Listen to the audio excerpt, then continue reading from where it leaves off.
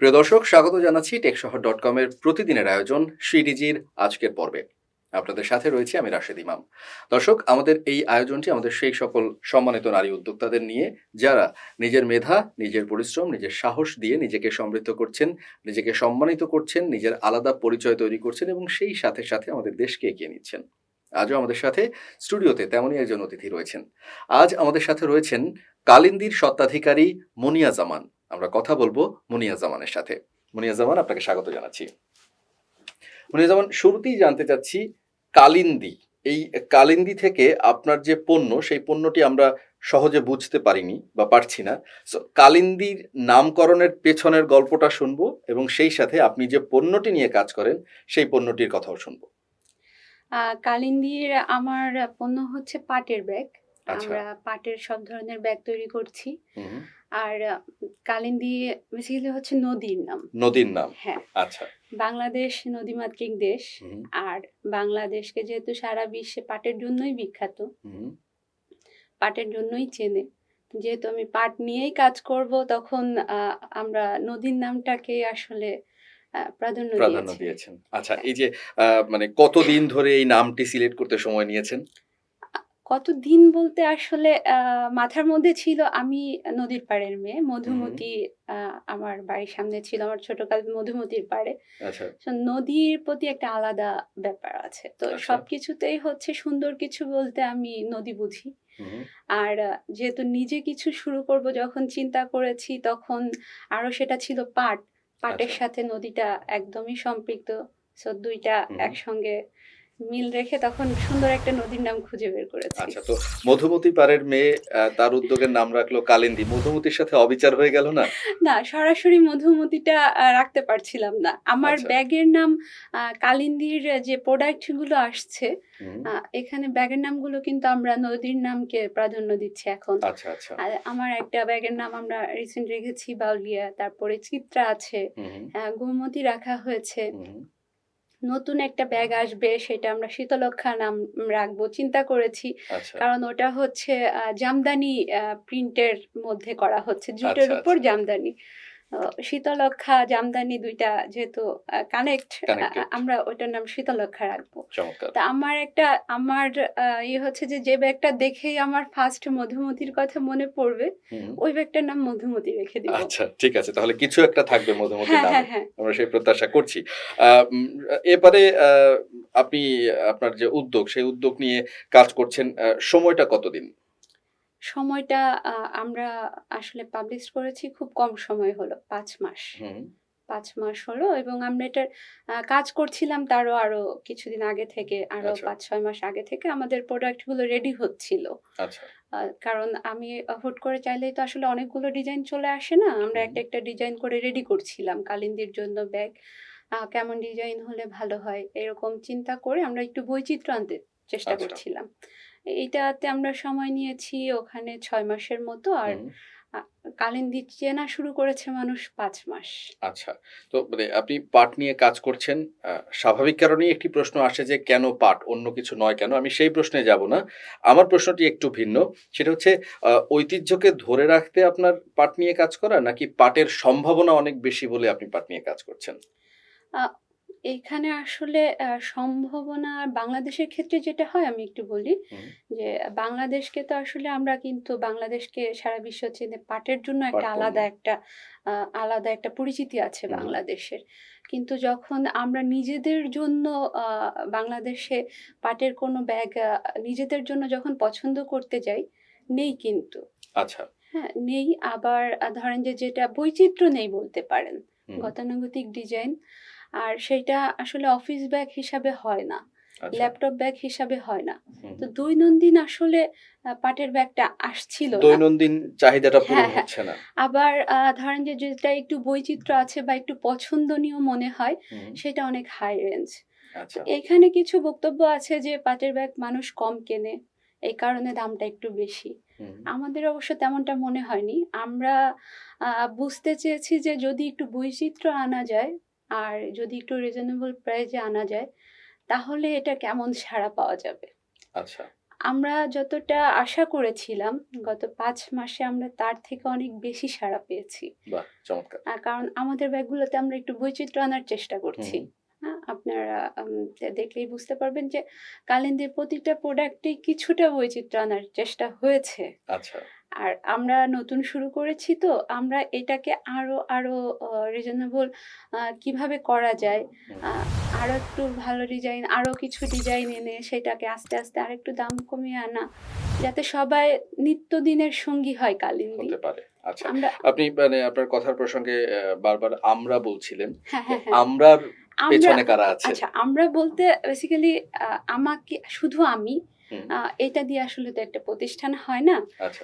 কালিন্দী বলতে এটা যারা শ্রম দিচ্ছে হুম, এটাকে আমরা বলছি। আচ্ছা।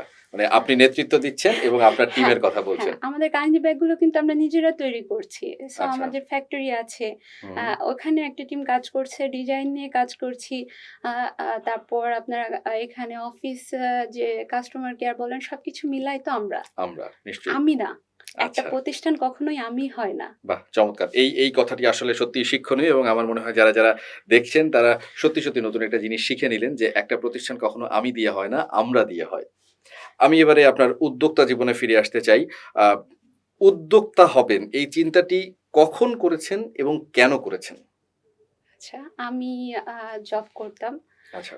আমার জবটা করতে যেয়ে যেটা হয়েছে, ম্যানেজ আমি করতে পারছিলাম। হু, হু। কোনো একটা কারণে এটা হসপিটাল ম্যানেজমেন্ট জব ছিল তো, আচ্ছা, সবকিছু মিলিয়ে যেটা হয়েছে আমার পুরো সময়টা আ জবের পেছনে চলে যাচ্ছিল। আচ্ছা। সকাল থেকে রাত সারাক্ষণই আসলে ওইটাই মাথার ভেতরে। তাছাড়া আ যখন প্যান্ডেমিক এর একটা সময় ছিল তখন তো আপনাদের উপরে অনেক বেশি হ্যাঁ, চাপ হ্যাঁ, ছিল। হ্যাঁ, অনেক বেশি চাপ ছিল। তো আমার ছেলে তারপরে আমার ছেলে সব বাসা সবকিছু মিলিয়ে হু, হু। জবটা করতে যেয়ে আসলে আমার মনে হচ্ছিল নিজের জন্য কোনো সময় নেই। আচ্ছা, করতে আর আগ্রহ পাচ্ছিলাম না। আচ্ছা। আ যেটা যেটা সত্যি সেটা হু, হু। হচ্ছে যে আমি করতে আর আগ্রহ পাচ্ছিলাম না। নিজের মনের আনন্দটা হ্যাঁ, পাচ্ছিলেন না খুঁজে। মানে পাচ্ছিলাম না। সেবা করতে গিয়ে তো আনন্দ দরকার। হ্যাঁ, সবকিছু মিলে মনে হলো যে একটু স্বাধীনতা দরকার। কাজের ক্ষেত্রে যদি স্বাধীনতা থাকে, কাজের আনন্দ অনেক বেশি থাকে, হুম, তখন নিজের কিছু একটা করার, নিজের একটা প্রতিষ্ঠান থাকুক সেরকম চিন্তাভাবনা করছিলাম। হুম। ১ম দিকে অনেক কিছুই চিন্তা করেছি। আ যেমন হসপিটাল রিলেটেড ব্যাপারটাই যেহেতু বুঝি, হ্যাঁ, আ মাথার ভেতরে ওটা আসবে আমরা স্বাভাবিক। আমরা কলিগরা অনেকে মিলে এটা চিন্তা করেছি আচ্ছা। যে একটা হসপিটাল বা ক্লিনিক বিষয়ে চিন্তা করেছি। হুম, হুম। তারপরে যে আ অনেক কিছু চিন্তা করতে শেষে এসে পাট। শেষে পাটের উপরে বাজি ধরলেন আপনি। হ্যাঁ, হ্যাঁ। আচ্ছা। যে আ না এটা নিয়ে অ্যা করে দেখি কাস্টমারের বা মানুষের সাড়া কেমন পাওয়া যায়। আগে থেকে জানাশোনা, পড়াশোনা কি ছিল পাটের উপরে? পাটের উপরে জানাশোনা বলতে সেই অর্থে তো নেই। আচ্ছা। আ পাট, পাটের ব্যাগ যেমন আমি বলি যে পাটের ব্যাগের প্রতি একটা আগ্রহ ছিল। আ আমি ব্যাগের ব্যাপারে যখন আমি আড়ং-এ ব্যাগ কিনতে যেতাম, হুম, পাটের ব্যাগটা আগে হাতে আসতো। আচ্ছা। হ্যাঁ? মানে অ্যা জ্ঞানের জায়গাটা কি তাহলে ওই যে পাট আমাদের সোনালী আঁশ ওই পর্যন্ত ছিল শুরুর দিকে? এর সোনালি আঁশ হ্যাঁ, আর তাছাড়া এমনিতে ছোটবেলা থেকে তো দেখে এসেছি ওই অঞ্চলেও তো পাট হয়। হুম, হুম। ওইটা দেখে এসেছি। আর এছাড়া হচ্ছে আমাদের কারখানাটা আরো আগে থেকেই আছে। মানে আচ্ছা, পাটের কারখানাটা আচ্ছা। আমার পার্টনারের। হুম, আ সো ওই জায়গা থেকে তো কিছু জানাশোনা তো আছেই। আচ্ছা।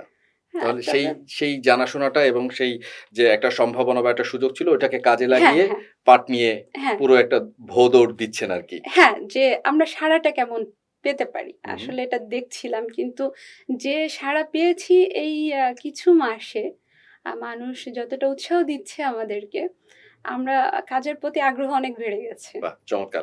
মানে উদ্যোক্তা হিসেবে চাকরি করেছেন, চাকরি করে উদ্যোক্তা হয়েছেন। আ এই যে মানুষের সাড়া পাচ্ছেন, এই সাড়ার জায়গায় অভিভূত হচ্ছেন, আনন্দিত হচ্ছেন, কাজ করার উৎসাহ পাচ্ছেন। কিন্তু আ কাজ করাটা কি আসলে কমার্স নিয়ে কাজ করাটা কি আসলেই এত সহজ? সহজ না। আচ্ছা। সহজ তো অবশ্যই না। কিন্তু আর তার চেয়ে বড় কথা হচ্ছে এখন তো অনলাইন বিজনেস কিন্তু দেখেন অনেক, হুম, হুম। অনেক। আর তা উদ্যোক্তাও অনেক। সহজ করে করলে সহজ। হতে আচ্ছা। পারত যে সেটা আমি ঘর থেকে শুরু করলে হতে পারত সেটা সহজ। হুম, হুম। হ্যাঁ? আ আমার কাছে এখন পর্যন্ত সহজ মনে হচ্ছে, কারণ এটাকে আমি আসলে সেইভাবে তো নিইনি যে এটা দিয়ে আমাকে সার্ভাইভ করতে হবে। আচ্ছা, তো আমার কাছে এই জন্য সহজ। সহজ মনে হচ্ছে। হ্যাঁ, সহজ মনে হচ্ছে। হুম, কিন্তু যাদেরকে এই অনলাইন বিজনেসটা দিয়ে সার্ভাইভ করতে হচ্ছে, নিশ্চয়ই সহজ না। তাদের জন্য সহজ না। তো সহজ সেক্ষেত্রে না। কম্পিটিটিভ একটা মুড তো সবার মধ্যেই আছে। যেহেতু আপনি পাট নিয়ে কাজ করছেন, হুম, হুম। পাট নিয়ে আরো অনেকেই কাজ করছে। হ্যাঁ, অনেকে অনেক দূর পৌঁছেও গেছে। হ্যাঁ। তো সেক্ষেত্রে এই কম্পিটিশনটা কতখানি হেলদি আছে? কম্পিটিশন, সত্যি বলতে যে আমি আসলে এখন পর্যন্ত আমার প্রতিষ্ঠান কালিন্দীর আ কম্পিটিটর কাউকে মনে করছি না। আচ্ছা, সেটা ভবিষ্যতে হতে পারে বা হয়তো এখনো আছে, কিন্তু আমি মনে করছি না। আচ্ছা। কারণ আমার কাছে মনে হয়েছে প্রত্যেকেরই একটা নিজস্ব আলাদা কাজের ধরন আছে তো। হুম, মানুষ ভেদে তো আমাদের ডিমান্ডও আলাদা। ডিমান্ডও আলাদা। হ্যাঁ, আমার আমার ব্যাগের কাস্টমার আলাদা তৈরি হবে।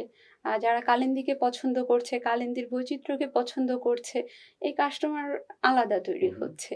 আবার অন্য যারা আছে পাট নিয়ে অনেকেই অনেক আগে থেকে কাজ করছে, হুম, অনেকেই আছে। হ্যাঁ? তো এদের কিন্তু ওদেরও আলাদা একটা কাস্টমার বেজ আছে। নিশ্চয়ই। হ্যাঁ? তো আমি আসলে আমার কাছে মনে হয়েছে যে বৈচিত্র্য থাকবে, কাস্টমারেরও বৈচিত্র্য থাকবে।